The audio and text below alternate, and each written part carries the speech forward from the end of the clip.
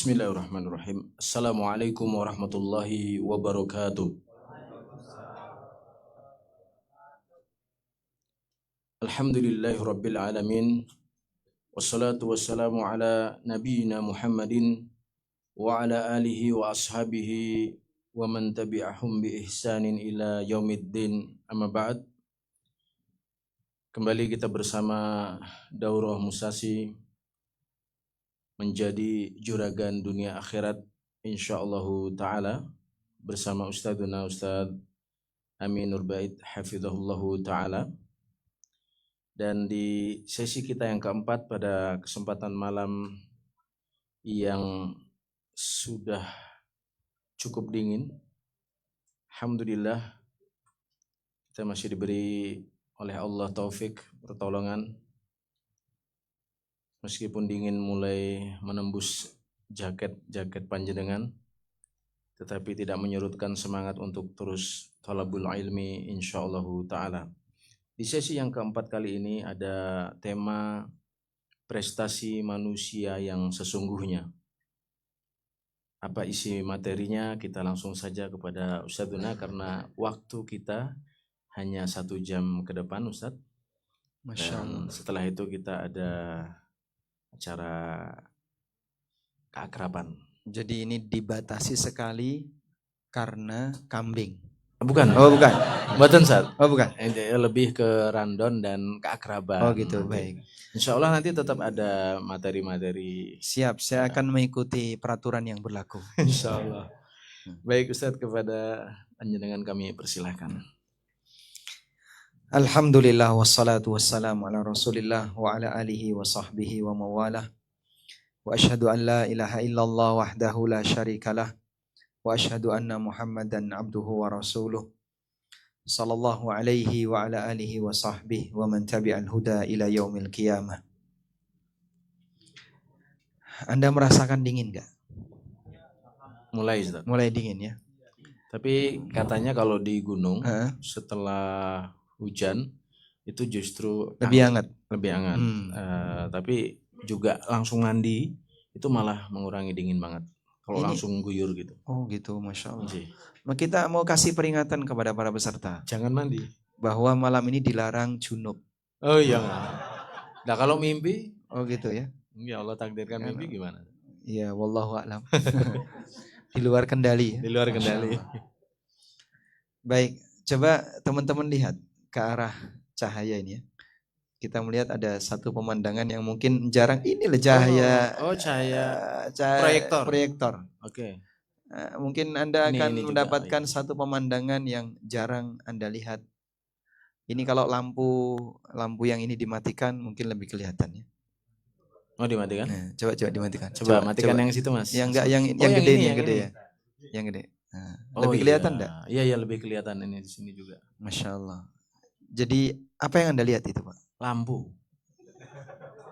Bukan. Oh sorotan. Itu sinar atau cahaya? Cahaya sinar. Enggak, yang kecil-kecil berjalan tahu? Oh kabut. Kabut. Ya itu butiran air ya. Embun, itu embun. Kalau embun yang sudah tersentuh benda kemudian seperti itulah udara yang kita hirup. Dan itu kalau bukan air alias debu, itulah dzarrah. Seperti itu dzarrah. Sehingga benda sekecil dzarrah itu yang Allah nyatakan dalam Al-Quran, فَمَنْ يَعْمَلْ مِثْقَالَ ذَرَّةٍ خَيْرًا يَرَهُ وَمَنْ يَعْمَلْ مِثْقَالَ ذَرَّةٍ شَرًّا يَرَهُ. Orang yang beramal sekecil butiran air yang terbang yang kita tangkap nggak bisa, kita sentuh nggak bisa. Itu beratnya berapa? Wallahu a'lam. Ada timbangan digital, Anda pernah lihat? Ya. Yang jualan kopi itu kan punya timbangan digital. Betul. Di timbangan itu penuh dengan debu tapi nggak ada angkanya. Itu nanti akan dilihat di hari kiamat. Apalagi yang lebih gede daripada itu. Maka jangan remehkan sebuah perbuatan baik walaupun Anda merasa cuman kayak gini doang. Sebagaimana jangan remehkan perbuatan buruk karena Anda merasa cuman kayak gitu kok nggak boleh. Karena yang sekecil kayak gitu, la yughadiru saghiratan wala kabiratan illa ahsaha. Allah katakan di surat Al-Kahfi, apa ini kitab? Ketika orang kafir melihat kitab itu dan dia merasa ketakutan. Wa taral mujrimina mushfiqina mimma fihi wa yaqulun. Kau lihat orang-orang yang banyak berbuat dosa, mereka ketakutan untuk melihat isi dari kitabnya. Wa yaquluna, dan mereka mengatakan, mali hadzal kitab, ya wailatana mali hadzal kitab la yughadiru saghiratan wala kabiratan illa ahsaha. Celaka kita. Ini kitab apa? Besar kecil nggak ada yang dibiarkan oleh Allah. Semuanya ditulis di situ. Itulah buku catatan amal. Sehingga Allah akan tampakkan itu kepada pelakunya, baik besar maupun kecil. Dan di surat Luqman ada satu pesan yang disampaikan oleh Luqman kepada putranya. Ya bunayya, intaku mithqala habbatin min khardalin fi sakhratin. Gimana kalimatnya? Jadi lupa ya. Allah Subhanahu wa taala bercerita tentang bagaimana pesan Luqman kepada putranya.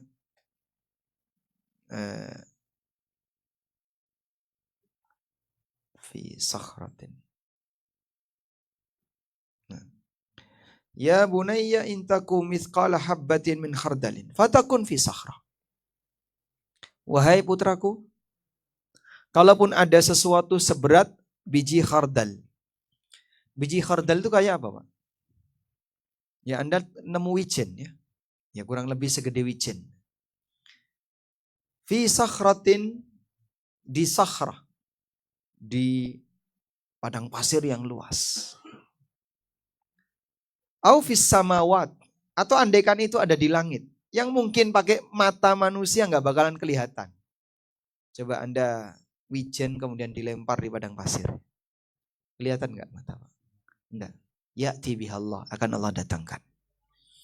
Sehingga hisabnya Allah itu detail sekali, sampai yang kecil-kecil akan didatangkan oleh Allah. Maka ini memberikan pelajaran bagi manusia ya, agar berkaitan dengan masalah perbuatan itu harus hati-hati. Yang kadang orang merasa cuman kayak gitu doang, cuman kayak gini aja kok, nggak boleh, cuman kayak gini saja kok, dilarang dan seterusnya.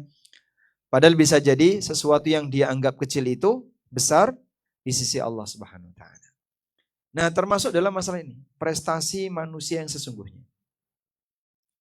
Sebenarnya di bagian ini kami ingin membahas tentang perbandingan antara potensi dan prestasi. Potensi dan prestasi itu sama atau beda? Potensi dan prestasi. Ya, bedanya di mana? Persamaannya ada di mana? Kalau potensi belum tentu punya prestasi. Kalau potensi belum tentu punya prestasi. Tapi kalau belum tentu prestasi. Kalau prestasi mesti punya potensi. Mesti. Contohnya apa? Masya Allah. Angel ya. Insya Allah. Contohnya kita kata-kata bijak. Betul. Anda bisa membedakan antara potensi dan prestasi? Bedanya apa, Pak? Nah, hadiahnya mana? Sebentar. Oh iya ada. Tunggu dulu Mas. Tunggu sebentar. Insya Allah. Ada hadiahnya. Biar semangatnya. Baik, siapapun nanti dapat hadiah kambing guling. Insya Allah. Sama bakso. Potensi adalah? Potensi itu adalah peluang. Silakan. Gimana? Oh, ya. Salah dia. Itu peluang.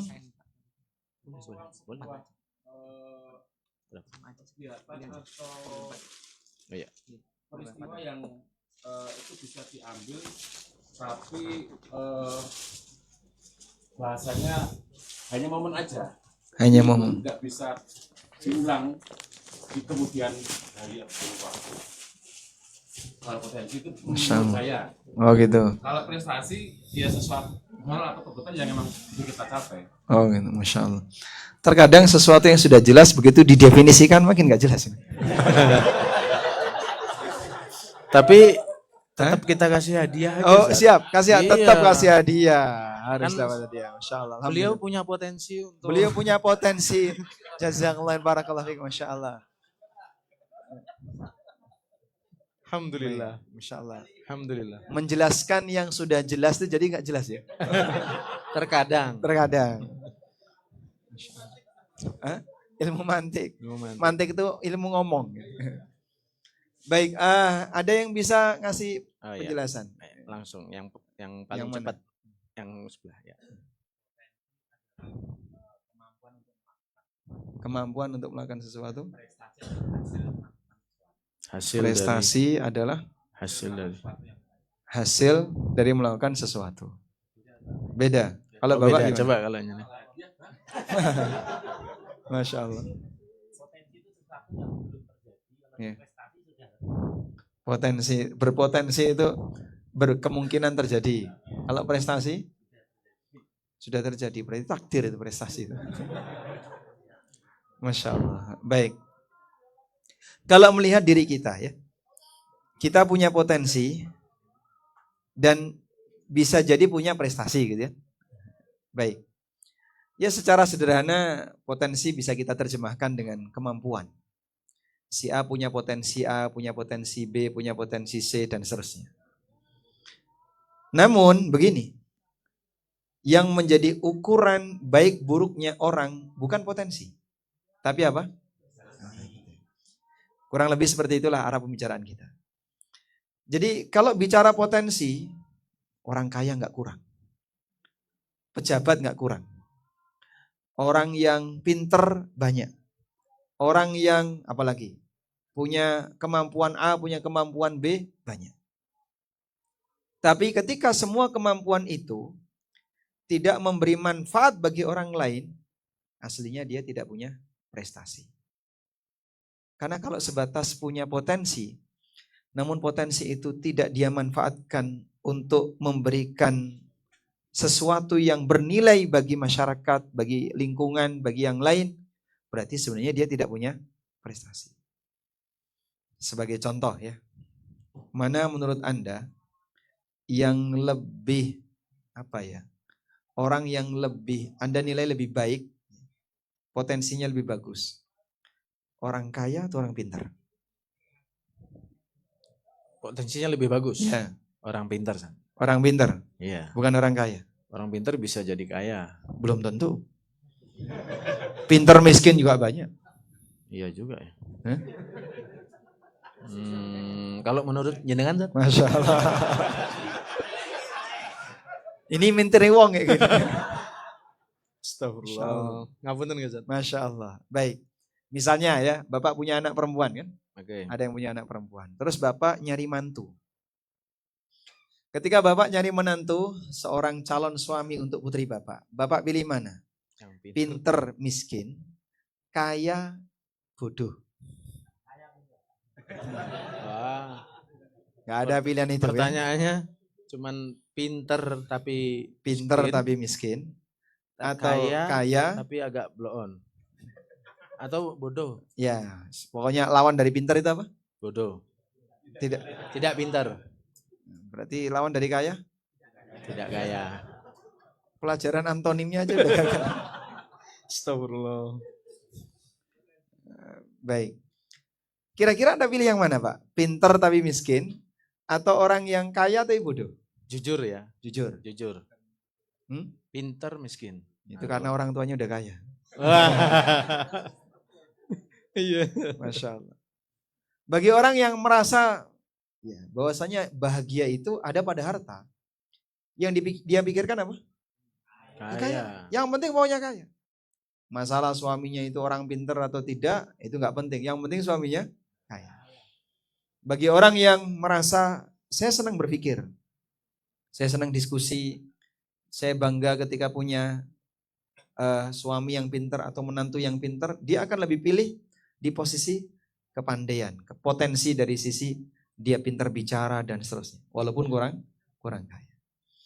Namun apapun itu, mau pinter, mau kaya, mau ini dan seterusnya, itu hanya potensi. Itu hanya potensi. Orang pinter misalnya, tapi pinter hanya untuk pribadi dia. Misalnya dia pinter ngomong, tapi tidak memberikan manfaat bagi masyarakat, berarti gimana? Hah? Gak ada prestasi. Nah, disinilah kita mau bahas. Ada sebuah hadis yang mengatakan, ahabbun nasi ilallah anfa'uhum linnas. Manusia yang paling dicintai oleh Allah adalah yang paling bisa memberi manfaat bagi yang lain. Bukan yang paling punya banyak potensi. Karena kalau yang paling punya banyak potensi itu yang dicintai oleh Allah, terkadang ada potensi di luar pilihan manusia. Misalnya, ya, potensi fisik. Ya, contohnya, ya, ganteng sama pinter pilih mana, Pak? Pinter tetepan. Pinter. Pinter, insya Allah. Pinter, jelek misalnya wajahnya, ganteng, bodoh, itu pilih mana? Tetap pinter, Sat. Tetap pinter. Nanti dia merawat diri dan lain-lain. Masya Allah. Bisa jadi ganteng. Tapi nggak berubah-berubah itu? Ya takdir. Dia pinter tapi Allah takdirkan misalnya wajahnya di bawah rata-rata, misalnya ya. Oke. Ya, sehingga ketika dipandang itu bikin sepet orang yang memandang, misalnya. Dia cakep, enak dipandang. Tapi kalau ngomong, ya menampakkan kalau dia tidak punya kemampuan. Dia mungkin biasanya ada yang model orang tidak bisa dan dia sadar kalau dia nggak bisa. Sehingga nggak berani ngomong, nggak berani ini dan seterusnya. Baik, tapi itu semuanya adalah potensi. Itu semuanya adalah potensi. Makanya pilihan seperti ini beragam. Sehingga Allah jadikan manusia punya keberagaman potensi sehingga terjadilah interaksi dalam hidup. Coba kalau semua orang itu dibuat seragam semua, tidak akan terjadi dinamika kehidupan. Nggak terjadi interaksi. Tapi pada saat manusia diciptakan oleh Allah dengan potensi yang berbeda. Ini punya kemampuan di sisi ini punya kemampuan di sisi ini. Maka terjadilah dinamika. Karena saling membutuhkan. Namun apapun itu, semuanya kembali kepada, kalau Anda ingin jadi orang yang berprestasi, jadilah manusia yang bermanfaat bagi orang lain. Dan itulah doa orang tua kita pada saat kita diakikoi. Bapak dulu diakikoi enggak, Mas? Dulu diakikoi? Diakikoi? Baik. Apa yang dituliskan oleh orang tua saat diakikoi anaknya? Ya. Semoga jadi anak yang ya? soleh. Semoga jadi anak soleh. Orang tua akan menyebutkan kriteria fisik. Karena hanya itu yang kelihatan. Sehingga misalnya, alhamdulillah telah lahir anakku yang pinter, kan belum tentu. Iya. Nah, karena gak kelihatan. Alhamdulillah telah lahir anakku yang cakep, kan belum tentu. Karena namanya wajah bayi masih mungkin kan berubah. Jadi pada posisi itu orang tua tidak akan menampakkan potensi. Selain cuman alhamdulillah ciri fisiknya disebutkan, telah lahir anak laki atau perempuan dengan berat badan sekian atau tanggal sekian, sudah, tanpa menyebutkan potensi apapun. Karena kita dimulai dari nol.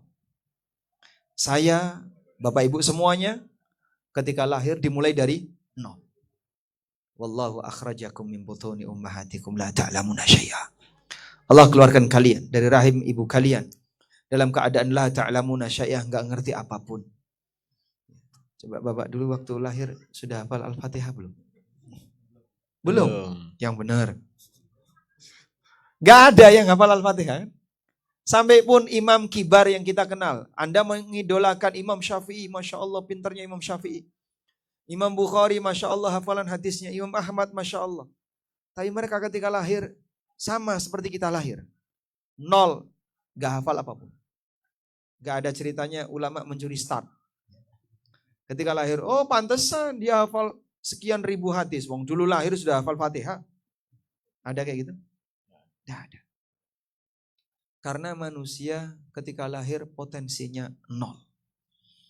Dia hanya bisa nangis ketika normal, sehat. Tapi dia tidak memiliki potensi apapun. Allah kasih potensi itu setahap demi setahap. Dan itu semuanya adalah bawaan takdir yang tadi ditetapkan oleh malaikat. Bikat birizkihi wa ajalihi wa amalihi wa syakiyin amsa'id. Allah tetapkan catatan takdir ajalnya, kemudian rizkinya, amalnya. Apakah dia nanti jadi orang yang bahagia atau jadi orang celaka. Dalam hadis Ibnu Mas'ud radhiyallahu anhu. Baik. Namun orang tua punya harapan yang tinggi untuk kita. Semoga jadi anak yang soleh atau soleha. Terus berbakti kepada orang tua. Berguna bagi nusa, bangsa, masyarakat, dan agama. Itu bayi kalau bisa protes dia. Bapak aja nggak bisa kayak gini. Apa bapaknya bisa?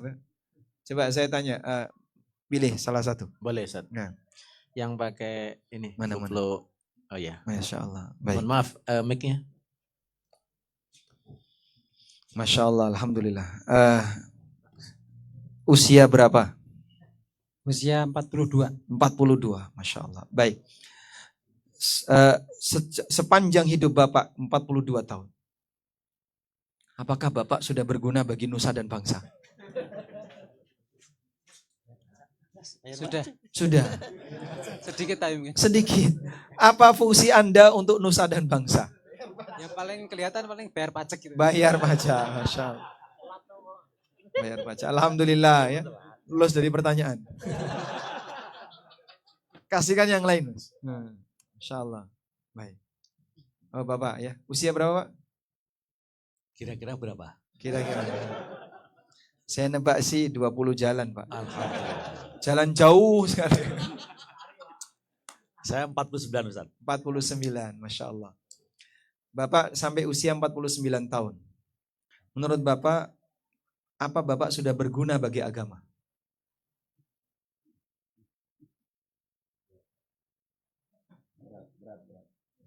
Ini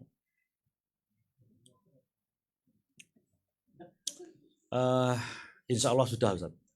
Masya Allah, insya Allah sudah ya. Jadi, kalaupun Anda sudah bisa menilai, saya insya Allah sudah memberikan fungsi saya sebagai orang yang berguna bagi nusa, bangsa, agama, masyarakat, dan seterusnya. Walaupun mungkin pengaruh manfaat itu Anda nilai kecil.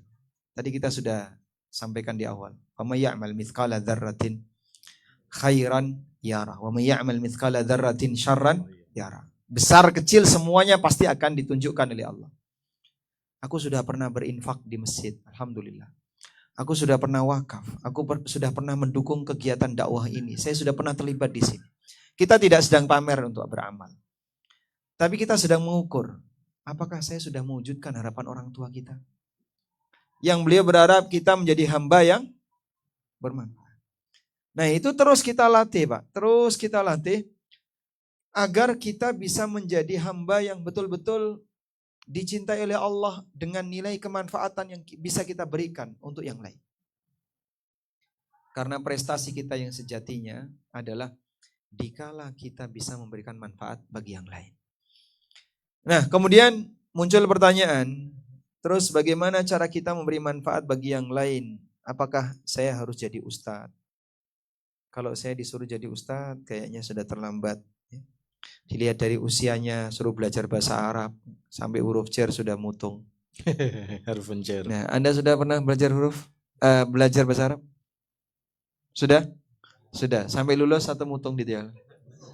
Hah? Lolos, Masya Allah. Lolos. Di PT ada itu, kajian bahasa Arab? Dulu pernah? Bubar.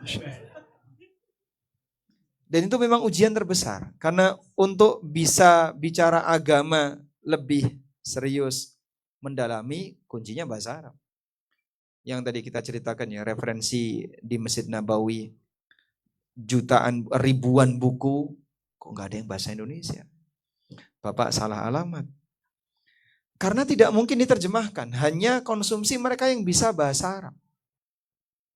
Baik, tapi kan tidak seperti itu yang diarahkan. Coba lihat hadis ini. Nabi SAW pernah menjelaskan gimana sih caranya orang bisa menjadi manusia yang berprestasi itu. Beliau kasih gambaran. Dalam hadis dari Abu Hurairah radhiyallahu anhu, Rasulullah SAW bersabda, "An-nasu ma'adin, khiyaruhum fil jahiliyah, khiyaruhum fil Islam." Manusia itu seperti barang tambang. Manusia seperti, Anda lihat barang tambang, Pak. Apakah barang tambang itu harganya sama? Beragam. Ada golongan A, ada golongan B, ada golongan C gitu kan? Ya. Baik, ada berapa golongan barang tambang? Banyak. Banyak ya. Sehingga ada barang tambang yang kecil, harganya jutaan. 1 gram 2 juta. Ada barang tambang yang segunung, harganya sama seperti yang 1 gram. Nabi SAW ngasih gambaran seperti itu. Kenapa harganya beda? Karena potensinya beda. Karena potensinya beda. Maka Rasulullah SAW menjelaskan kepada kita, an-nasu ma'adin, manusia itu seperti barang tambang karena mereka punya potensi yang beragam. Ada orang yang potensinya mahal, ada orang yang potensinya lebih murah. Maka antara satu dengan yang lain berbeda-beda tergantung kemampuan yang Allah berikan kepadanya. Ada satu ilustrasi ya. Seorang bos, dia punya perusahaan. Nah, kemudian mesin di perusahaan itu macet, nggak bisa jalan. Teknisi di perusahaan itu sudah mencoba untuk mencari tahu penyebabnya dan dia menyerah, saya nggak bisa. Akhirnya dia cari siapa teknisi yang bisa membenerin ini. Datanglah seorang teknisi yang dia sudah berpengalaman kerja di bidang mesin seperti ini selama 30 tahun. Akhirnya diundang dia ke perusahaan, kemudian disuruh untuk ngecek, ini kenapa kok macet. Dia cek hanya dalam waktu kurang lebih sekian jam. Sudah? Setelah ketemu, dia ambil sebuah palu sama alat-alat tambahan, dia ketok-ketok bagian mana, akhirnya mesin itu bisa jalan. Baik. Terus minta invoice. Berapa biayanya? 301 juta. Ya. Maka bosnya, pemilik perusahaan, kaget, kok mahal? Bisa nggak kamu kasih rincian? Kenapa semahal itu? Terus dia bilang, 1 juta harga ketok palu. 300 juta harga pengalaman saya terhadap mesin. Saya belajar selama 30 tahun. Untuk bisa mencari di mana titik kesalahan mesin ini.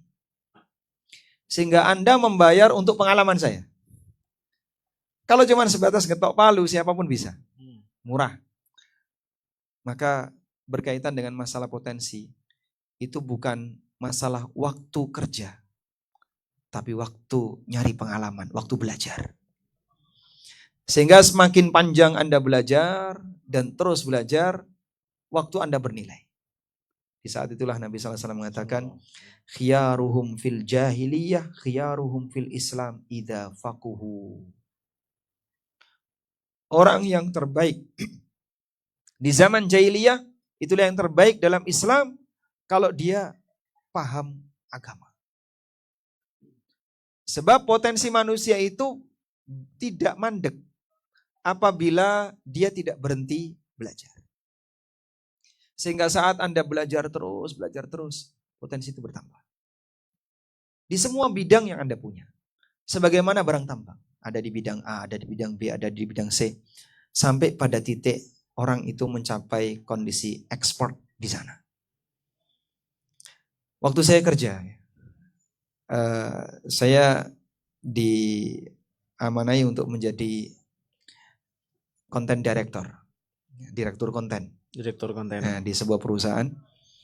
Dan bos saya bilang, kamu kalau mau ekspor butuh waktu 10.000 jam. 10.000 jam. Berapa lama itu? Yang kurang lebih 10 tahun. Baik. Saya akan fokus di situ. Nah, saya kerja di perusahaan ini selama 9 tahun. Dan kemudian saya resign, dan dari masa resign sampai sekarang ya kurang lebih ada 5 tahun. Ya. Fokus di bagian konten. Konten itu adalah menulis. Saya punya hobi senang nulis, sehingga pengalaman 10.000 jam yang didoktrin ke saya. Pokoknya kamu kalau mau expert ya, kamu butuh waktu 10.000 jam. Itu sama dengan kerja selama 10 tahun. Ya nggak mungkin terusan gitu ya. Anda tetap beraktivitas sehari-hari sebagaimana yang lain. Cuman di sehari-hari kamu, ketika sehari kamu bisa bekerja selama 2 jam efektif, 3 jam efektif, total selama 10 tahun, kamu sudah mengumpulkan kredit 10.000 jam. Oh begitu. Baik. Ternyata semuanya butuh sabar dan fokus di satu titik. Anda tidak mungkin menguasai semuanya. Kalau ingin jadi ahli ini, mustahil. Sampai pun Nabi Muhammad SAW ada satu bagian yang beliau nggak tahu. Apa itu, Pak? Kurma. Pertanian. Beliau nggak ngerti pertanian. Walaupun beliau seorang Nabi. Sehingga pada saat orang Ansor, Nabi SAW pertama kali ketika lihat orang Ansor mengawinkan kurma, naik ke kurma jantan, ngambil benang sari, kemudian turun, terus naik lagi ke kurma betina, kemudian ditaruh, biar nanti bisa kawin ya, dengan cara mempertemukan antara benang sari dengan putih. Oleh Nabi SAW, ini kok repot banget. Akhirnya beliau perintahkan, sudahlah, kalau memang sudah waktunya berbuah, kalau takdirkan berbuah pasti akan berbuah. Nah sahabat merasa ini wahyu, ditinggal. Akhirnya pas tahun itu gagal panen. Nabi SAW tanya, di mana kurma kalian? Ya Rasulullah, semuanya gak bisa gede, gagal panen. Pernah gak lihat orang mengawinkan salak? Kalau salak belum. Saya pernah lihat orang ngawinin salak. Jadi kan benang sari itu kan panjang ya, dipotong-potong kecil-kecil terus ditaruh di calon buah. Nah, nanti ada semut yang berfungsi untuk menyebarkan itu. Terus saya tanya, kalau nggak kayak gini gimana? Ya yang calon buah ini nggak bisa gede, segitu-gitu aja. Nah kurma juga kayak gitu. Lalu Nabi SAW menyampaikan, antum a'lamu bi amri dunyakum. Kalian lebih ngerti tentang urusan dunia kalian. Hal yang lain, Allah tetapkan beliau tidak ngerti dalam masalah itu. Apa itu? Allah Subhanahu wa taala mengatakan di surat Yasin, wa ma 'allamnahu syi'ra wa ma yanbaghi lah. Aku tidak pernah ngajari Muhammad syair. Wa ma 'allamnahu syi'ra wa ma yanbaghi lah. Wa ma 'allamnahu syi'ra wa ma yanbaghi lah. Kok enggak ada nih? Di surat Yasin ayat 69. Nah, ini mohon maaf nih, agak sedikit. Biasanya lancar ya. Allah Subhanahu wa taala mengatakan, aku tidak pernah ngajari Muhammad syair. Surat Yasin itu surat keberapa? 36. Ayat berapa tadi? 69. Nah, saya mau tunjukkan satu tafsir. Wa ma 'allamnahu syi'ra wa ma yanbaghi la. Aku tidak pernah mengajarkan kepada Muhammad syair, dan gak layak Muhammad itu isinya bersyair. Karena nanti jadi campur-campur antara Al-Quran. In huwa illa dzikrun. Isi yang disampaikan oleh Muhammad itu peringatan. Wa Qur'anun mubin. Dan Quran yang nyata. Masya Allah.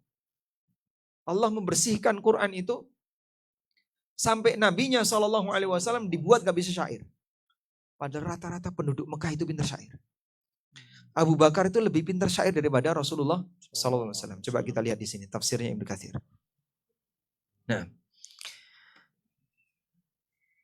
Allah Subhanahu wa taala menyampaikan bahwa Rasulullah SAW gak bisa syair. Ibnu Abi Hatim meriwayatkan dari Hasan Al-Basri bahwa Rasulullah SAW kana yatamatsalu bihadzal bait. Beliau pernah membuat syair dengan kalimat seperti ini. Kafa bil islami wasyaibi lil mar'i nahiya. Faqala Abu Bakar. Lalu Abu Bakar mengoreksi. Ya Rasulullah, kafa syaib wal islamu lil mar'i nahiya. Jadi dikoreksi sama Abu Bakar. Syair kalau kayak gini keliru. Yang benar seperti ini. Orang Mekah yang mereka terkenal dengan apa? Ahlus syair. Mereka adalah rata-rata orang yang pemuja syair. Bahkan keluarga Nabi SAW, siapa yang beli orang keluarga Nabi SAW yang syairnya digantung di Ka'bah, Langsung dapat hadiah. langsung dapat hadiah. Ya, nah, Abu Talib, pamannya Rasulullah SAW. Abu Talib itu lomba syair menang dan syairnya digantung di Ka'bah. Salah satu di antara syair Abu Talib memuji Nabi SAW. Insya Allah. Ada. Jazakumullah khairan. Alhamdulillah. Kalau beliau? Sama. Oh sama. Insya Allah. Tidak rebutan. Jazakumullah khairan. Matur nuwun Mas. Baik. Rasulullah SAW punya paman Abu Talib dan pintar syair. Laqad ra'aitu anna dina Muhammadin min khairi adyanil bariyati dinan. Laula malamata aw makhafata masabbatin la ra'aitani samhan bidzalika mubina. Aku tahu agama Muhammad itu agama terbaik di muka bumi ini. Andaikan bukan karena takut dicela dan diejek sama orang, la ra'aitani samhan bidzalika mubina. Kau akan lihat aku dengan lapang dada bisa menerima agama itu. Lalu Abu Bakar mengatakan, Ashhadu annaka Rasulullah. Aku bersaksi Anda adalah utusan Allah.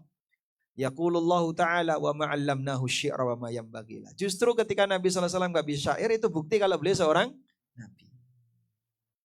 Maka beliau tidak bisa baca tulis. Sebagai bukti keautentikan Al-Quran. Coba kalau beliau bisa baca tulis. Mungkin gimana Pak? Saya berubah-ubah. Tuduhan orang kalau Quran itu tidak otentik lebih kuat. Sehingga ada beberapa hal di mana Allah tidak memberikan potensi kepada nabinya sallallahu alaihi wasallam dalam rangka untuk menjaga keautentikan Quran. Termasuk dalam rangka untuk menjaga akidah kaum muslimin. Para ulama mengatakan Rasulullah SAW tidak punya anak laki-laki. Salah satunya apa? Menjaga akidah kaum muslimin. Coba kalau beliau punya anak laki-laki. Mungkin Pak setelah beliau meninggal, anak laki-lakinya dijadikan nabi. Padahal tidak ada nabi setelah beliau. Mungkin, oh enggak nabi kok. Iya, tapi jadi Tuhan. Sebagaimana Husain yang disembah oleh orang Syiah. Padahal itu dari keturunan Fatimah radhiyallahu anha. Baik. Dalam keterangan yang lain juga sama. Jadi Rasulullah SAW pernah membuat sebuah bait syair lalu dikoreksi oleh sahabat yang lain. Masya Allah. Sebab sekali lagi ya, manusia itu punya keterbatasan. Sehingga walaupun beliau seorang nabi, ada bagian yang ketika Allah nggak kasih, beliau nggak bisa. Dan itu ditunjukkan dalam banyak riwayat yang kita lihat. Baik. Oleh karena itu, yang lebih penting di sini adalah kalau kita bicara masalah prestasi, ukurannya sejauh mana Anda bisa bermanfaat bagi orang lain. Ketika Anda bisa bermanfaat bagi orang lain, di saat itulah sejatinya kita adalah orang yang berprestasi sesuai dengan potensi masing-masing. Ada yang punya potensi A, ada yang punya potensi B, ada yang punya potensi C. Apakah Anda sudah memberikan potensi itu kepada orang lain untuk kebermanfaat bagi masyarakat? Kalau belum, segera dipikirkan, saya ini terlahir manfaatnya apa? Oh, kamu gak ada manfaatnya. Jangan kayak gitu. Berusahalah untuk memberikan manfaat sebisanya. Wallahu a'lam. Masya Allah. Ini apa namanya? Ternyata perbedaan potensi sama prestasi tadi berujung dengan penjelasan yang bisa dipahami Pak. Panjang ya.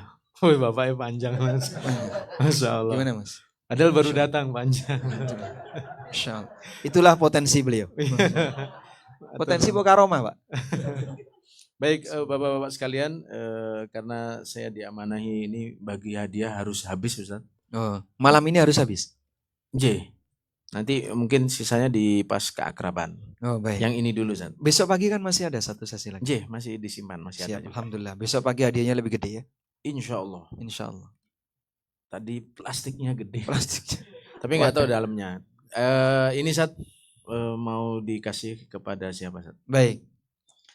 Kita kasihkan ke siapa ya? Sebutkan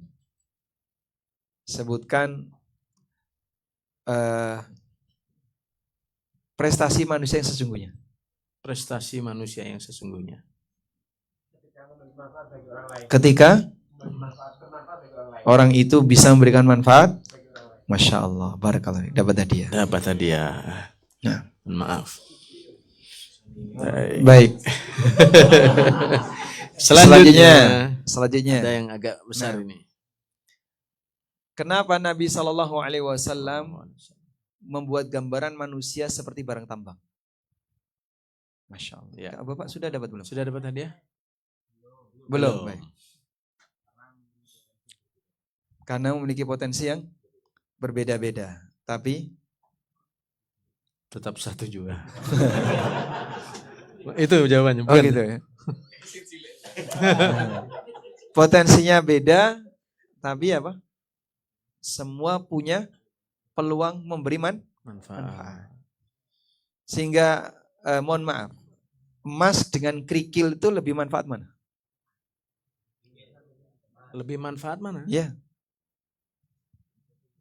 Ada ini. Sama-sama. Tergantung kondisi. Emas dengan kerikil lebih manfaat mana? Emas. Kerikil. Kerikil tapi banyak.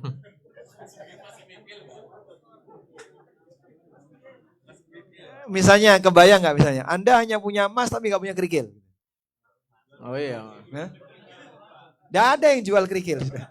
Adanya emas. Jadi kalau kita bicara mana sih yang lebih bermanfaat, ini atau ini, kan tergantung kondisi. Sehingga ketika Bapak lagi butuh ngecor, kerikil maju. Ngecor pakai emas. Tapi pada saat Anda butuh untuk perhiasan, emas yang maju. Gak ada batu kerikil jadi batu akik ya. Baik, kurang lebih seperti itu. Jadi masing-masing punya potensi yang beragam. Orang ketika membangun sebuah bangunan, dia butuh semuanya. Dia butuh aneka barang tambang itu. Karena gak ada ceritanya. Saya mau uruk bangunan saya dengan tanah emas. Tidak mungkin. Saya mau bangun dengan batako emas kan tidak mungkin. Dia pasti butuh A, butuh B, butuh C. Ada orang yang misalnya kemampuan saya cuma satu Pak. Apa Pak? Cleaning service. Saya kalau disuruh gosok kamar mandi itu bisa. Tapi kalau saya disuruh di bagian ini, saya tidak bisa, ini tidak bisa, tidak bisa. Bisanya cuma ini. Dia punya potensi di situ. Baik. Bisa nggak orang itu cleaning service expert? Bisa? Bisa. 10.000 jam. 10 tahun cleaning service. Sehingga kalau orang bersihin kamar mandi butuh waktu setengah jam, 5 menit dia jadi. Insya Allah. Ajib. Wallahu alam apa ini dia. Baik, kurang lebih seperti itu. Jadi sebenarnya masing-masing kita punya potensi yang beragam dan digambarkan seperti barang tambang karena semuanya punya peluang manfaat, tinggal apakah mau dimanfaatkan atau tidak. Baik Ustaz, Dapat hadiah. dapat hadiah. Ini Karena- yang jawab saya kan? Oh, betul. Beliau masih berharap isinya Alhamdulillah, insyaallah. masih berharap isinya emas atau kerikil. Takut. Baik, ini masih ada satu lagi Ustaz sebelum kita ke acara keakraban. Nah, hadiah kita berikan kepada peserta. Siapa yang tahu isinya? Oh, panitia nek niku. Selain panitia. Selain panitia. Apa isinya? Baju. Baju. Bukan. Bukan Anda ikut bungkus nggak? Mboten. Ada yang tahu apa ini isinya? Sarung. Nggak tahu nih. Kayaknya bukan. Bukan ya. Ada tahu? Nggak ada yang tahu. Karena Anda tidak tahu hal yang gaib. Ah, iya. Maka ada bagian yang mustahil untuk Anda kejar. Saya mau punya potensi seperti ini. Pak, jangan mimpi lah Pak. Misalnya punya potensi apa? Bisa terbang. Itu ngapain orang? Iya. Sehingga untuk bagian itu, ketika itu mustahil, Anda jangan mengejarnya. Karena Anda hanya akan capek. Waktu SD itu saya pernah baca buku Kisah 9 Wali Songo. Pernah baca nggak buku ini? Belum Wah, pernah. Masya Allah, itu buku wajib anak Jawa itu. Oh gitu ya. Saya zamannya Pak Iro Sableng dulu. Oh gitu. Masya Allah. Dulu. Kalau saya Sunan Kalijogo. Oh, Sunan Kali. Berarti tokoh kita beda ya. Iya, jadi waktu saya baca sejarah Sunan itu, ya meskipun kita nggak tahu kebenarannya ya. Cuman ada cerita, katanya Sunan Kudus itu pernah ketemu dengan orang yang dia melatih ilmu kanuragan untuk nyeberangi sungai. Jadi dia jalan cepat gitu, ya, setengah meter tenggelam.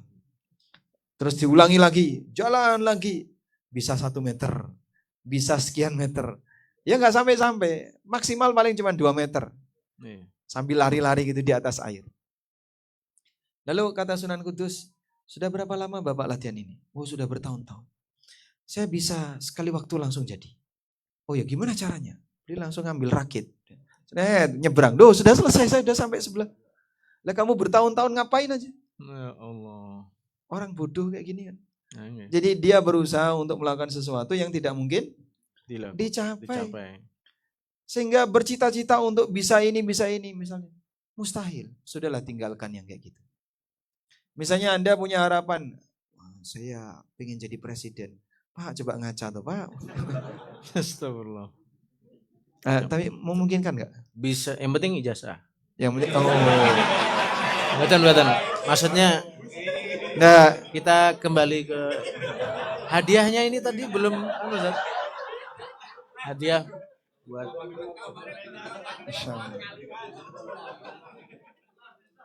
gimana kalau kita Siap. kasih hadiah Heeh. bagi peserta atau yang karyawan. ijazahnya asli. Nah, Saya nggak ke situ, Ustaz. Tapi nggak apa-apa, terserah Ustaz, boleh. baik, ada yang punya ijazah S1 asli. Satu asli. Asli. Yang lain? Cuman satu. Baik, langsung dapat. Masya Allah. Masya Allah. Saya tidak perlu bukti. Yang penting Anda jujur selesai ya. Bapak tidak meragukan saya sebagai alumni UGM kan? Buatan. Dulu di Iya, saya alumni UGM. Oh.